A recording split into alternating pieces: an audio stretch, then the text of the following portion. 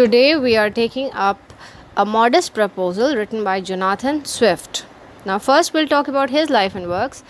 So, Jonathan Swift was an Anglo Irish poet. He was a satirist, essayist, political pamphleteer, and he was born in Dublin, Ireland on November 30, 1667. He spent much of his early adult life in England before returning to Dublin to serve as Dean of St. Patrick's Cathedral, Dublin, for the last 30 years of his life.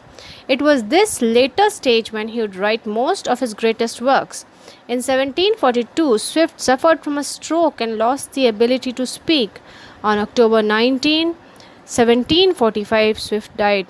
He was laid to rest next to Esther Johnson inside Dublin's St. Patrick's Cathedral. And Esther Johnson was the lady whom he addresses as Stella in his poems. Best known as the author of A Modest Proposal, Gulliver's Travels, A Tale of a Tub, Swift is widely acknowledged as the greatest prose satirist in the history of English literature. In 1704, Swift anonymously released A Tale of a Tub and The Battle of Books. Tub, although widely popular with the masses, was harshly disapproved of by the Church of England. Ostensibly, it criticized religion, but Swift meant it as a parody of pride. Now let's look at the political affiliation of Swift. The Tories came into power in 1710 and asked Swift to become an editor of the Examiner, their official paper. After a time, he became fully immersed in the political landscape and began writing some of the most cutting and well-known political pamphlets of the day, including The Conduct of the Allies, an attack on the Whigs. Private to the inner circle of Tory government, Swift laid out his private thoughts and feelings in a stream of letters to his beloved Stella. They would later be published as The Journal to Stella. Now let's look at the background in which A Modest Proposal was written. So in the 12th century, Anglo-Norman, that is the British groups, invaded Ireland. The English established their own laws and a parliament. King Henry VII, who ruled from 1485 to 1509, established strict laws for Ireland. King Henry VIII, who ruled from 1509 to 1547, tried to change Ireland from a Catholic to an Anglican country. Queen Mary, Queen Elizabeth, King James all forced Anglican religion on the Irish. Oliver Cromwell, who was the Lord Protector of the Commonwealth of England, Scotland and Ireland, invaded Ireland in 1649 with 10,000 soldiers. He executed 2,000 Irish people and banished Catholic landowners. Published in 1729 after years of drought, this particular essay was written after thousands of Irish people had died of starvation. English landowners ignored the sufferings of poor and starving Irish. This is Swift's response to the tragedy. The purpose basically is to draw attention to the problem that it is dire enough to warrant extreme measures for resolution.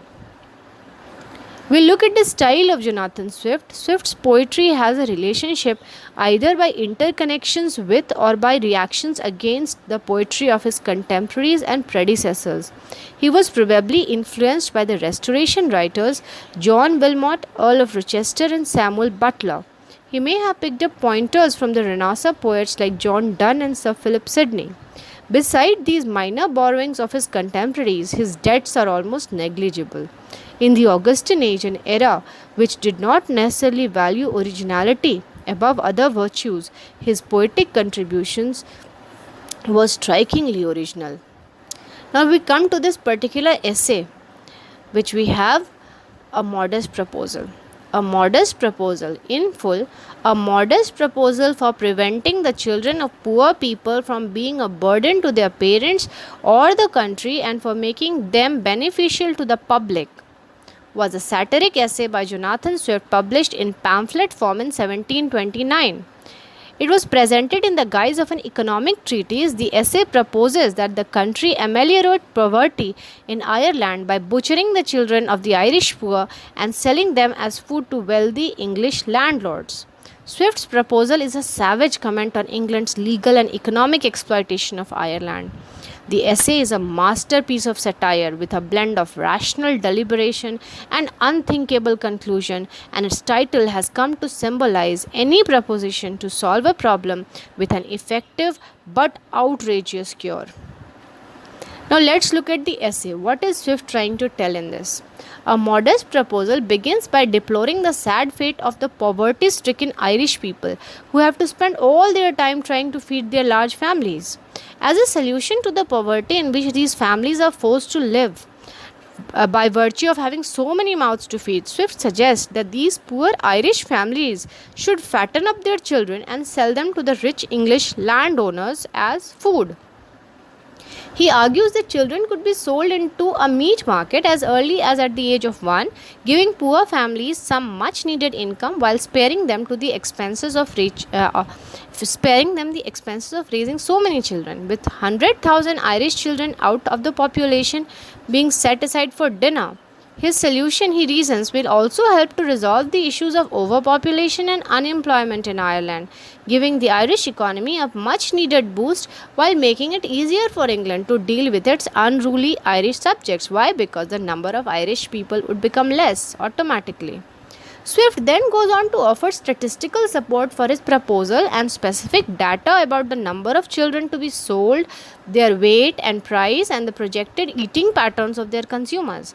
He even suggests some recipes for preparing this delicious new meat, reasoning that with innovative cooks generating even more delicious new dishes, it will expand and improve the culinary experience of the wealthy, resulting in a healthier and happier population as a whole.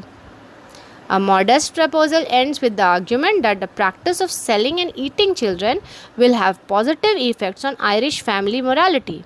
Husbands will treat their wives with more respect. Why? Because the wives would produce babies which could be sold for money, and parents will value their children in ways yet unknown. Why? Because they would look upon them as products to be sold.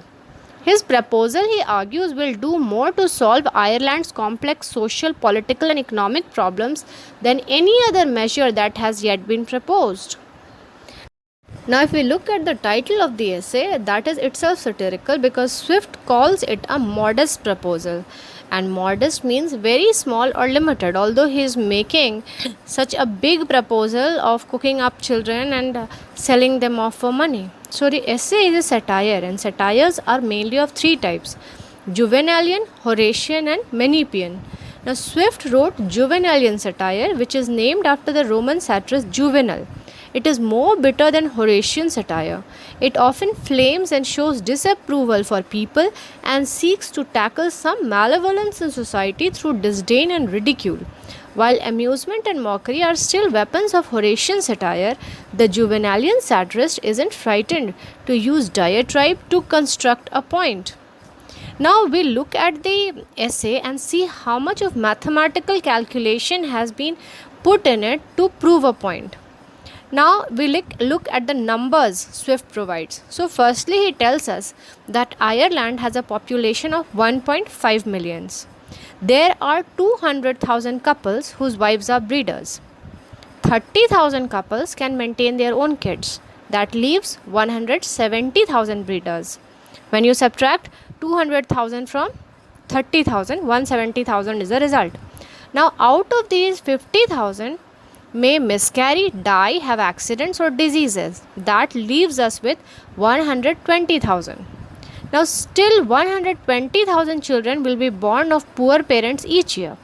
Now out of that, Swift proposes that 20,000 may be reserved as breeders for the future, keeping of that 20,000, 1/4 should be males, and in that 20,000, the ratio of males and females should be 1:4, meaning 1 male on every 4 females. Now that leaves us with 100,000 babies to think about. Swift's modest proposal is for these 100,000 babies left. Now, at 12 years of age, children sell for 3.5 pounds, Swift tells us. At 6 years of age, they become thieves mostly because in Ireland you don't have money. So, his proposal starts at 1 year's age. An expense of 2 shillings will be incurred on feeding a baby for 1 year. Child born weighs 12 pounds. At 1 year, he will weigh 28 pounds. So, if a baby is sold at 10 shillings, there is still a profit of 8 shillings.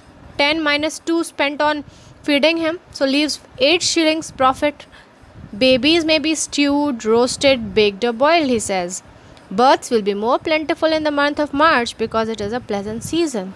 And this is Swift's logical and mathematical conclusion. Now, if you look at the technique, that logical reasoning which Swift has used in the essay, now he says that his proposal is good. Why? Because it will result in the decrease of Catholics, because the more the number of Irish people alive, the more are the number of Catholics. So the number of Catholics will decrease. Poor people will earn money. Why? Because they'll be selling their children and getting money out of them. It's good for the economy because more money will come into the economy. Cheap to breastfeed children for 1 year, no expense after 1 year. For 1 year, the children will be having their mother's milk, and after that, you don't need to feed them. Why? Because at 1 year, you are to sell them for food to the English people. Chefs of restaurants can try new dishes and charge more. They can say, this is one original dish I am serving. Increase in marriage and respect for women. More people will start marrying. Why? Because that will lead to children, and children will be a source of income. Skin may be used for gloves and boots. The skin of the babies which will be peeled from the meat can be used for making gloves and boots. The technique used is referred to as inductive argument, meaning Swift describes the problem in factual detail through mathematical calculations, showing that he is very practical and grounded about the whole issue rather than simply giving a broad description of the problem and solution. Elevated diction has been used throughout the essay. You find him using complicated structures to bring forth his idea, like a melancholy object. Then he uses beggars of the female sex, followed by 3, 4, or 6 children, all in rags, and importuning every passenger for an alms. So all these shows that the language which he has used is very elevated. Now, if you have any questions based on Swift's A Modest Proposal, please feel free to ask me and I shall answer them. Thank you.